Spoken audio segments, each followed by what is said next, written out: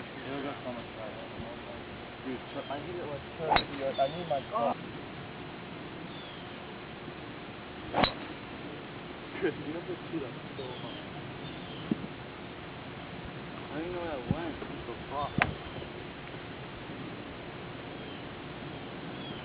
It went up really high. Yeah, dude, I saw it. But it's still in the car.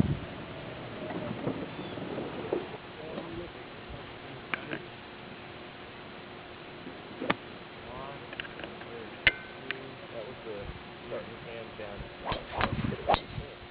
What I mean by that is here. Yeah.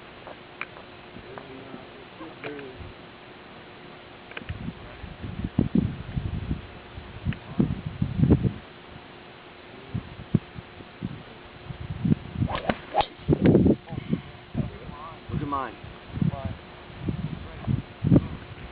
Mine hit the tree back.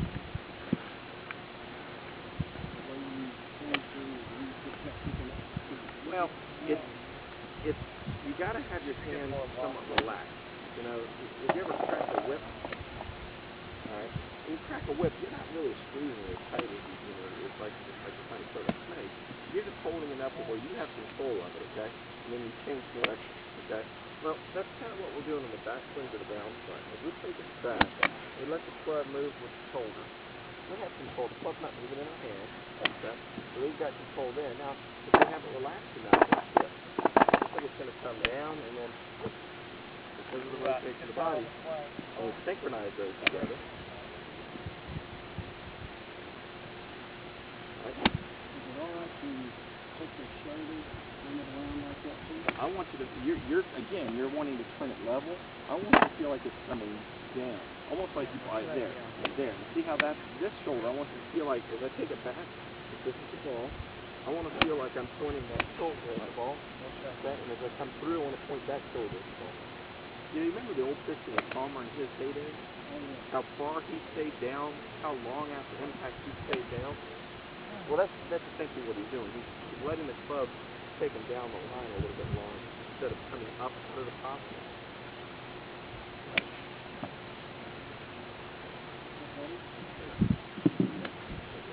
It looks like you're turning the club down underneath you.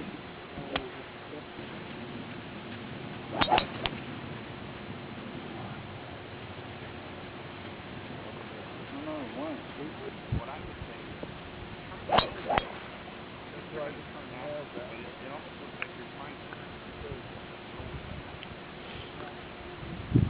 Now, I don't like to have a little bit because if I rotate here, that's not like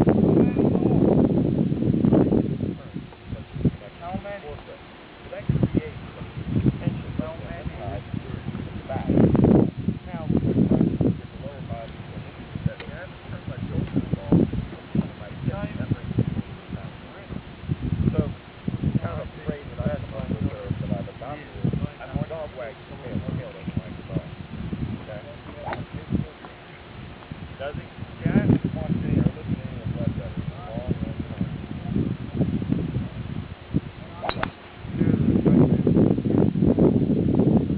And that you've got the hands back here, the back one. And as we rotate our body, that will throw that hinge out and away from us and then hinge to the other direction.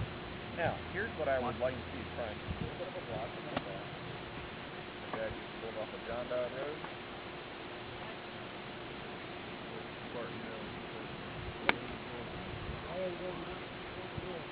Well, he was retired finally. He took over a plant for him down in Sylvania, Florida, and then they sold it, and they went under.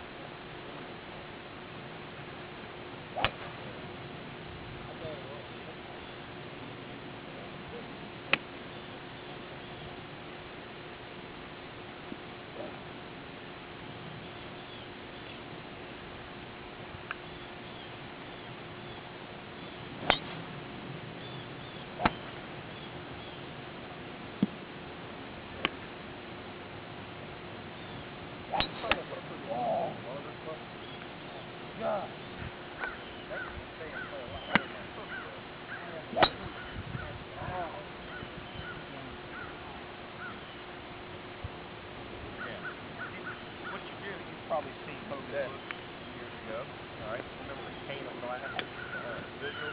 Well, what I like to think of is we take it back, and half it goes back on, half it comes down on the same.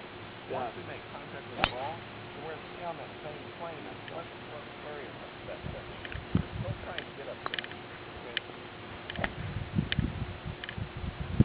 Good. I like that. What about looking at it like this?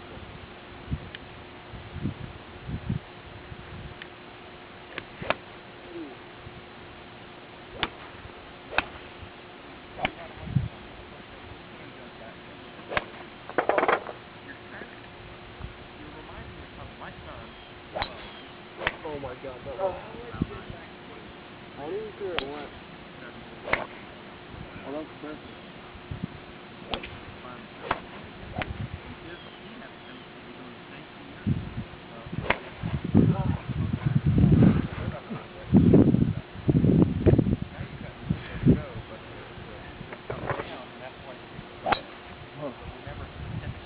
I don't know how to stop this one. That I want you to understand is that seems to make probably the last four. Once you hit well, this address setup, this position of address, is virtually identical to your body. Take away the arms and everything. If I look at this body, it's virtually identical to where it is at the top of the point. So the point will have the flex. Whenever I hit my Still have the top of the neck.